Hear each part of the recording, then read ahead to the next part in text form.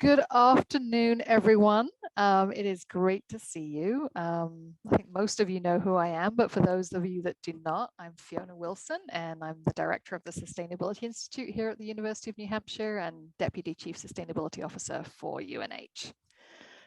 It's really my pleasure to welcome everyone to the second of our Summer 2021 Alumni webinar series. Last week, for those of you that were with us, we had an excellent discussion on community organizing and activism. It was moderated by one of our alums, Katie Leone. And we had three wonderful panelists, Natalie, Shannon, and Alex. And so for the fellows who are a part of this webinar today, if you did not have a chance to connect with Katie, Natalie, Shannon, and Alex on LinkedIn, would really encourage you to do that. One of the many reasons why we do this summer webinar series is to help you grow your professional network amongst the alumni community of this program and more broadly from UNH. So if you did not connect with those speakers last week, do connect with them on LinkedIn. Today, we are joined by another excellent group of panelists and a wonderful moderator. They are all active change makers in their own ways. And we're really excited to hear more about their careers and their roles. Before we get started, I wanted just to make a quick introduction. As last week, we are joined by not only our summer sustainability fellows, but we are also joined by some of the interns who are working with us at the Sustainability Institute. We're joined by some of the incoming Changemaker Fellows. It's a wonderful cohort-based program which connects students interested in sustainability from their freshman year through their senior year with like-minded peers, staff and faculty support. And then we're also joined today by the 2021 cooperative extension interns who work with our colleague Megan Rayback in UNH's cooperative extension division. So welcome, whichever group you are in. Some of you are in more than one of those groups. Welcome. It's just really lovely to have you with us. I'm really excited to introduce you today to our moderator, my colleague and good friend, Michelle Vesey. Michelle is the Executive Director of New Hampshire Businesses for Social Responsibility. We tend to refer to it as NHBSR. It's a statewide member-based organization. It's really region-wide. It extends beyond New Hampshire, really in Maine and sometimes in Vermont as well. But it's a member-based organization that really is about fostering environmentally and socially responsible businesses here in New England. Michelle leads the organization in developing programming to inspire sustainability innovation and advocacy, and really builds a supportive network, not only of businesses, but also of academic institutions like UNH and nonprofits and municipalities in the region, so that we can all come together to create positive impact. Michelle has a really interesting background. She began her career in banking and then spent 20 years designing and developing software. And then she left high tech to pursue her passion, and she came to UNH. So she's a UNH alum to get her master's in environmental education. And she's really never looked back. She is a huge advocate for sustainability, and she is a wonderful colleague and friend and supporter of our work at UNH. And we're so happy that you are moderating this panel today. So Michelle, thanks so much. Well, thank you, Fiona. The admiration comes right back at you because you do amazing work at UNH. From the time that I attended to now, just seeing the changes is phenomenal. I know that you've had a big part of that, along with Tom Kelly and others, but really appreciate all that you're doing. So as Fiona mentioned, I am with New Hampshire Businesses for Social Responsibility. So we are primarily businesses, over 200. We do have educational institutions and some nonprofits who are also members because we believe in collaboration. So we really feel that it's important to always bring all of the key players together to solve problems, and that we can't do that kind of in a bubble. So we very much appreciate the work that we do specifically with UNH around sustainability. Years ago, we used to run a corporate sustainability leadership program with Fiona at the lead, and it was a phenomenal program. And so we've really encouraged every partnership since then. And so everything with the Social Venture Innovation Challenge and the summer interns, it's just always been a positive experience for NHBSR members. So the businesses that engage truly appreciate all that you are doing, Fiona, and this program. I mean, just I know when you hear from the alumni of various programs today, you're going to agree that there's been a very strong cohort of alumni that are really leading the way in terms of sustainable business. And so we're really proud to be connected with UNH in this way. So NHBSR is a really strong network. I keep saying that the main benefit of being a part of it is really the value of the people and the companies that are a part of it. It's a very inclusive network. It's a network of businesses that really try to inspire and support each other. As you know, in the work that you do at UNH, and those of you who are panelists, that collaboration is key to really transforming our economy and our environment here. And so it's something that we really strive to try to build more and more of. We also do a lot of programming. And so Mikey Pasciuto is actually helping us with one of our newest programs for this fall. He's building our Climate Action Challenge, which is modeled off of the Workplace Racial Equity Challenge that we did in January. And I wanted to stop and mention that that was one more time that we built off of our relationship with UNH, because we were inspired by Food Solutions New England Racial Equity Challenge.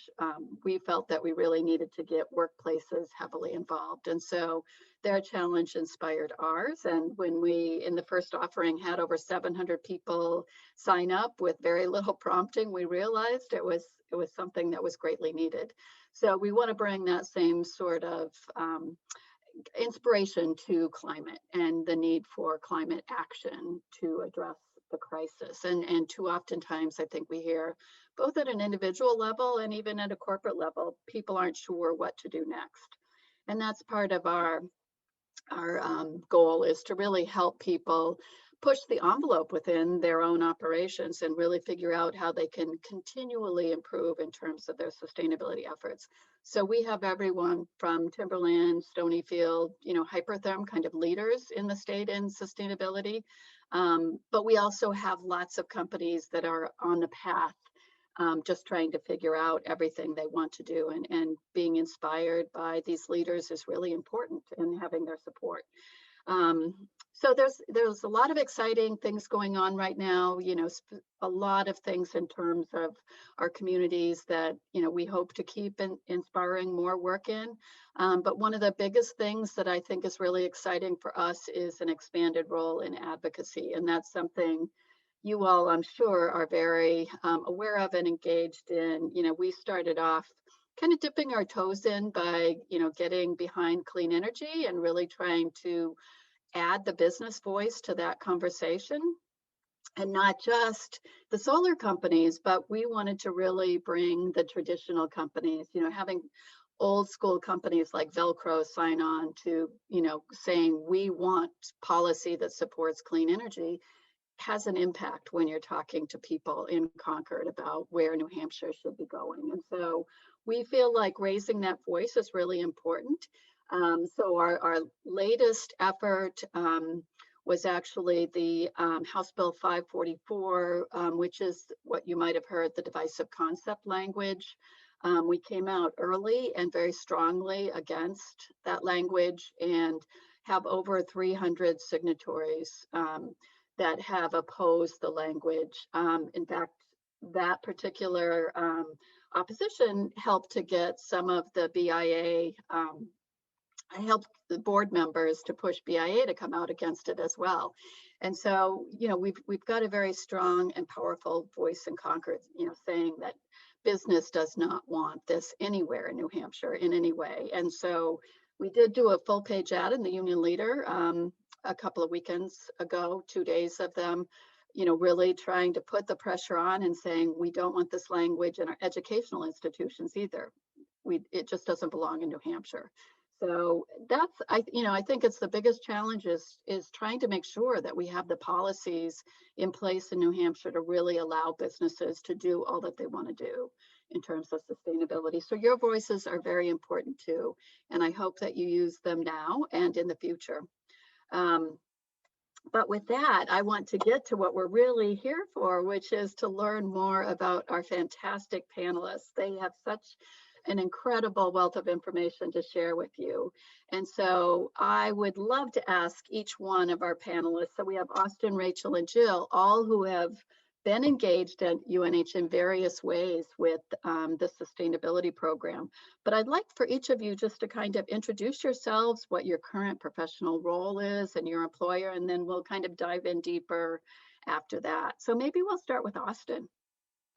Sure. Yeah. Thanks for that intro too. I love doing these panels because I feel like I live in New York now, so it's interesting to like hear what's happening within New Hampshire, especially on the policy side. So appreciate all the work that you're doing. I was like dumbfounded when I saw that legislation on LinkedIn, and I was very proud to see such a cohort, kind of spearhead a reaction against that. So kudos to you for doing that. So yeah, thanks for having me, everyone. My name's Austin Freya. I graduated back in 2013. I did economics and political science.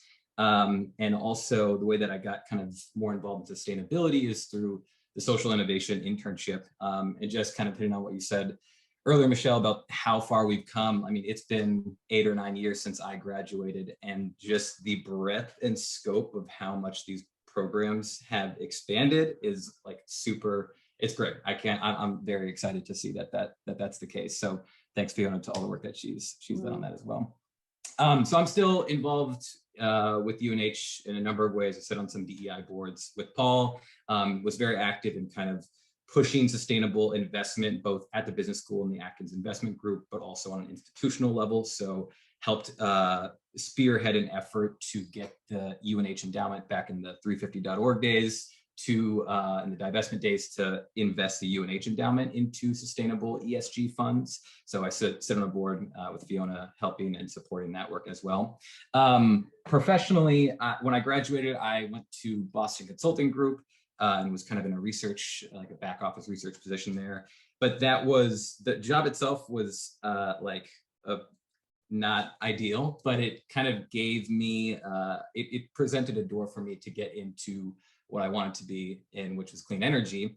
And I made a transition to like an analyst role at a company called Green Tech Media, which unfortunately recently closed its doors, but was there for about 5 years as a solar analyst. So I was looking at basically a lot of state level energy policy and doing like kind of economic forecasting model, really understanding the demand drivers for solar in various state markets. And through that, gained a lot of expertise about broader kind of renewable energy policy as it relates to distributed, well, all kinds of solar and energy storage. And then back in November, I made the transition to industry. So now I work at a company called SunPower, which is a leading developer and provider of energy services, solar and energy storage. And I'm a manager of pricing and policy, but I wear like 3 hats. I'm leading our new market strategy, how to get into and what kind of financial products to launch in certain states.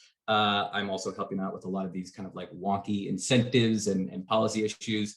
And then I'm also leading a really interesting kind of initiative around this idea of grid services, which is kind of new, and there are only a few companies that are doing it, but it's basically trying to reduce the utilities usage on peaker plants, which happens in high electricity demand days where they have to kick on typically like really energy efficient coal or natural gas that are cheap to build but really expensive to operate and are terrible for the environment.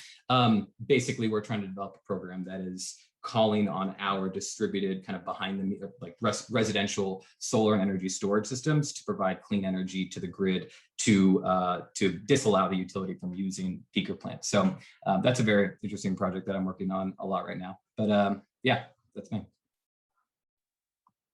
Oh, very cool. Excited to hear more about what's going on in the solar. I'm wondering, Rachel, if you might share a little bit more about your background. Yeah, absolutely. So my name is Rachel Lomaszewski. I graduated UNH of May of 2020. Just had our graduation a month ago, so that was exciting. And so I had a social innovation internship going into my senior year of college, where I worked for Prime Buckholz, which is an investment consulting firm based out of Portsmouth. And we actually manage UNH's endowment, which is very exciting. And so I started off there, the same role that Aaliyah and Jill are in now, where I worked on the annual ESG survey that we send out to our recommended managers, which is basically the organizations that hold the investments that we recommend for our clients to invest in. And so that was a phenomenal project. I absolutely loved all the work that I did. I love the industry. I had an environmental conservation and sustainability major with just a business minor. So I wasn't, exactly sure what the investment industry really held, but I loved it so much that I asked if I could stay for my senior year of college. And so from there, I transferred over to the research department where I worked on the private capital and venture capital side of investments. And so I really worked on interviewing our different managers, trying to get an understanding of their ESG, which I believe Fiona just provided environmental, social, and governance. Yeah, sorry about that. So I interviewed our managers and tried to get some more information for our clients that were looking for some more specific information in that realm. And then from there, I was brought on full time as a data analyst on the equities team, as my firm and I really wanted me to get a more broader understanding of the investment industry before really delving into the environmental and social side of things, as that is what my background is in. So yeah, that's me. Great. And what a great organization that you're working for as well. Really Yeah, they're incredible. fantastic. They are. So Jill, really excited to hear from you as well, because I know you're doing some great work with Ahold Delhaize. Yeah,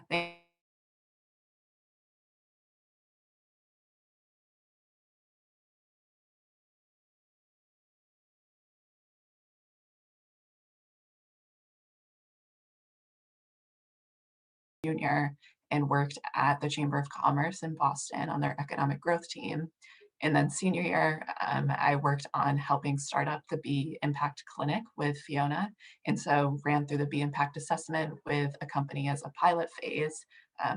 The fall of my senior year, and in the spring worked as more of a student mentor. And that's been really cool to see how much that program has expanded. And I think some of you here have been a part of it. So what I'm doing now after I graduated, I was connected through Fiona actually to the person who is the VP of Sustainability at Ahold Delhaize, which is the company that's the parent company of Hannaford and Stop and Shop and a bunch of other food retail stores, both in the US, but also in Europe and Indonesia. And so on that team, I work on the global support organization. So supporting all of the brands we have around the company on the health and sustainability team.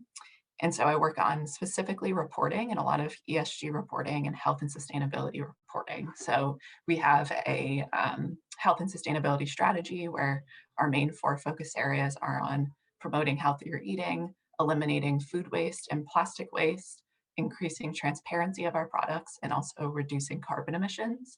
So I'm the one that's kind of gathering all of that data at the global level on a quarterly basis.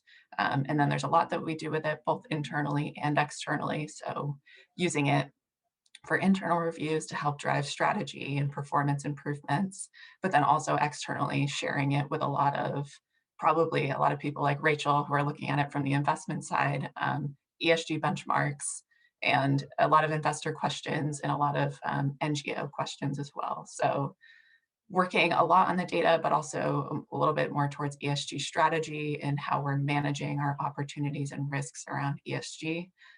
So that's what I'm doing now. That's me. Well, Mikey, you're going to have to connect with Jill and talk about what they're doing on carbon. That's something we were just talking about for the Climate Action Challenge today. So, and we're gathering stories, or Mikey is. So we'll love to hear what you all are doing.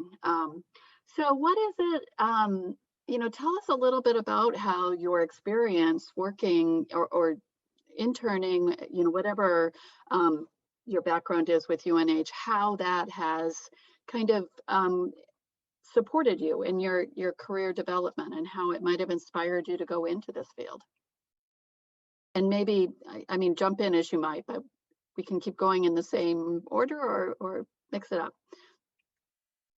Yeah, sure. I'll go first. How did the social innovation experience influence me today? I mean, I think I was very, first of all, I'm a little bit older. And so the idea of like social business and social innovation back in 2012 was not where it is today. These are very different times. This is like the Obama years. Everything seemed a lot like easier and lighter. I had a fairly negative perception of just like what businesses like were capable of. Like I kind of saw them as like money grubbing capitalists, whatever, which is like still maybe a little bit true. But I had a fairly like blanket negative kind of perspective on that because I was initially like political science.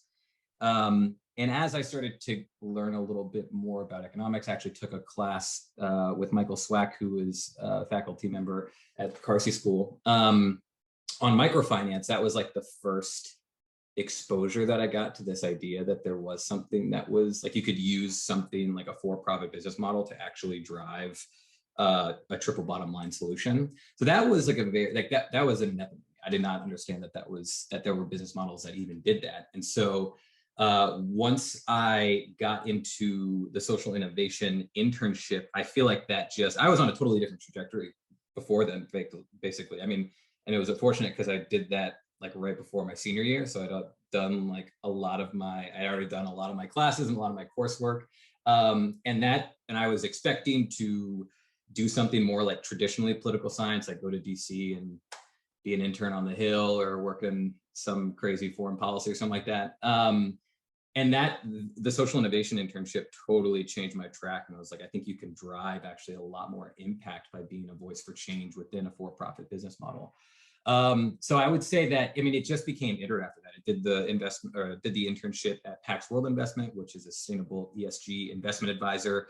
That gave me experience to like actually understand what that model was. And then actually at the Darcy Social Innovation Showcase, either Fiona or Yuri, who was one of the old program managers, invited the faculty advisor for the Atkins Investment Group, and he attended that presentation and was like, "This is really interesting. Let's bring it into the Atkins Investment Group at Paul." And that just that gave me a kind of world of experience. I learned a lot more about like financial modeling and how corporations are even valued on a public equities basis, and started to just balance out those interests and skill sets, like really understanding how to make the appeal for something as amorphous as social innovation to people who might not actually care about that, and to bring it from like a business sense, or to bring some business sense to it. And so that's what I've just been building on that since graduation, with my role at BCG, at Boston Consulting Group, and then with my role at Green Tech Media. That was probably the first time that it was like I was absolutely aligned, where I was doing really interesting work on the policy side, and it was for sustainable business. And I've just been trying to continue that today. Frankly, again, I'm 30, so like I am winding my way through my career path. And after being at a larger company, my current company, SunPower, for a few years, I'm learning that like there are aspects about solar energy that are not sustainable, and especially like larger solar companies. Like a lot of what we do is sell really expensive panels to really wealthy white families. And there's a racial and social equity and economic equity perspective on that I'm like, I guess, approach to that I'm not fully on board with. And so I think I'm still trying to figure out what my journey is, but definitely the social innovation and those programs themselves very much defined, at least opening up kind of like my worldview with respect